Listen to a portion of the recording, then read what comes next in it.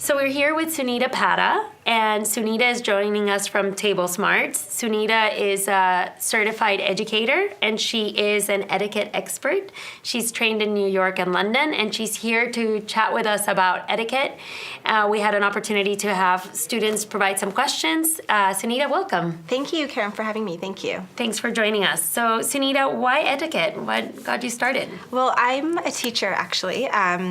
Originally, and so I've been teaching for the past 10 years, and both in private and public schools. And one thing I noticed throughout my experience teaching was that etiquette, specifically as a life skill, was one area that was never focused on in any of the schools or grades that I was teaching. And so coming from a British family myself, where my parents were taught proper dining etiquette at school in England, and so of course they passed on those skills to my sister and I felt the need and the desire to use my teaching skills to provide, that very important skill to my students. And so that's when I decided to take a step back and work part-time as a teacher, and then launch my company where I now teach both children and adults dining and social etiquette.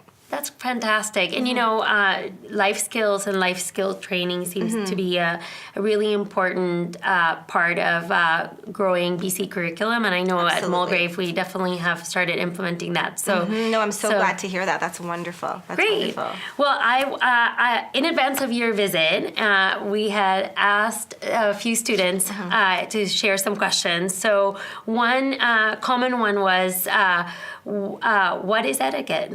Okay, so that's a question I often get asked by children, especially because the word is so foreign to them. They often think of, manners or good behavior, and for etiquette, they're just, how does that play into manners? And so the best way I like to describe it is, manners are sort of the behavior, the actions that you carry out when you have a solid foundation and knowledge of proper etiquette. So you could think of etiquette as sort of that fundamental social protocol that is built within you.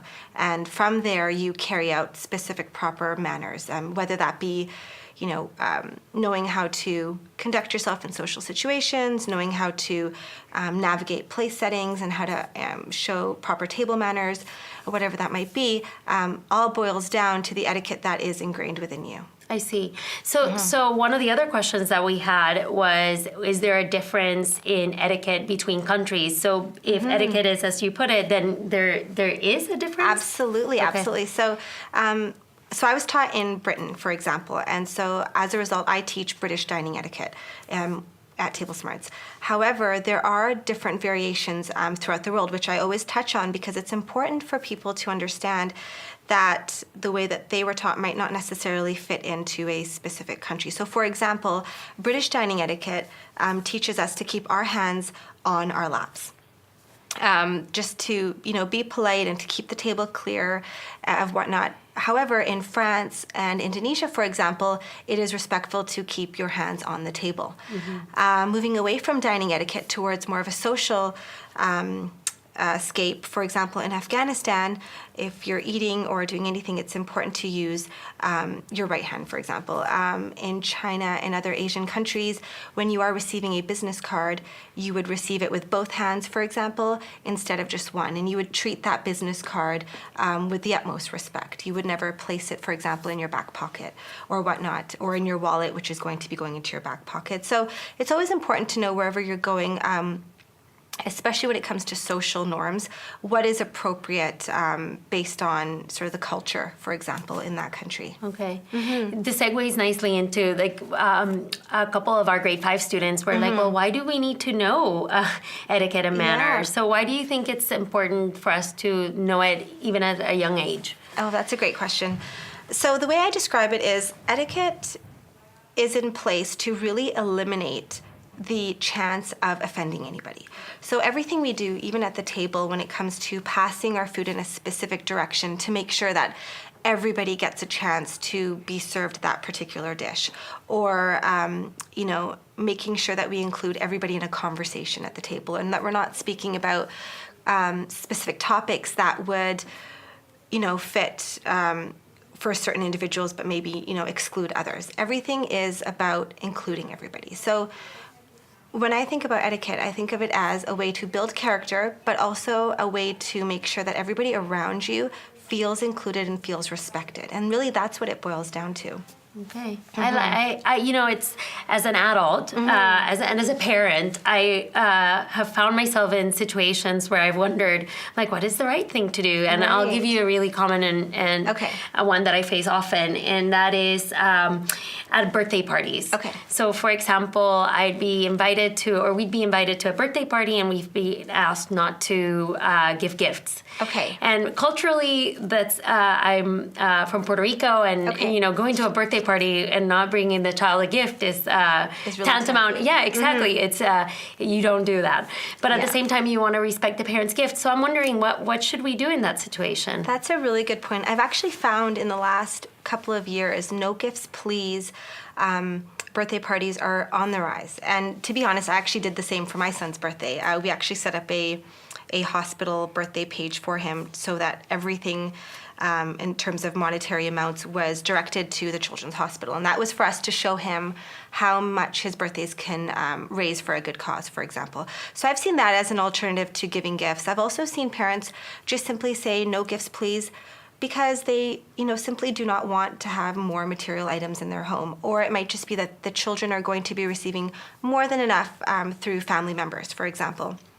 So generally, I like to point out that although it might be really taboo for your culture or even just for your own experiences, there is generally always a really good reason behind it. And so you have to be respectful of that reason, even though, it's something that you might not necessarily normally take part in.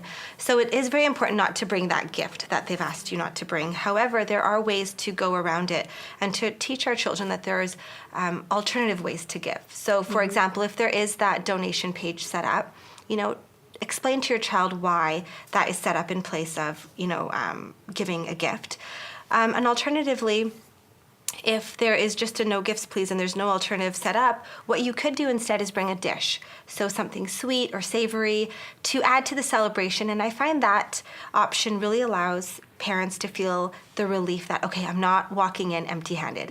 I have something I made, a casserole or some cookies to add to the celebration, but it stays away from that gift area.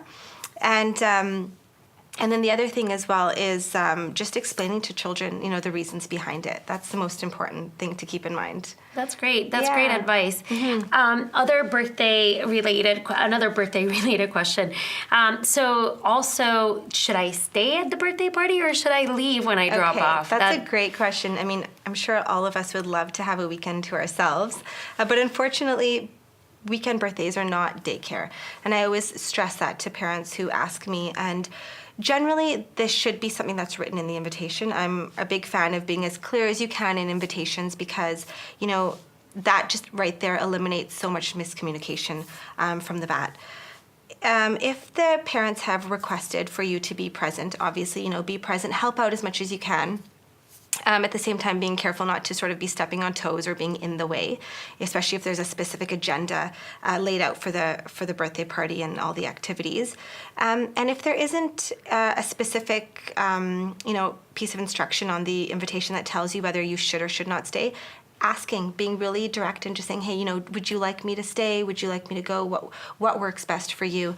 And many times parents might even just say, absolutely, you can leave. And if that's the case, I always stress to parents, how you leave and how you arrive really can set the tone for how the parent, views you and whatnot. So when you're dropping off, make sure you touch base with the parent.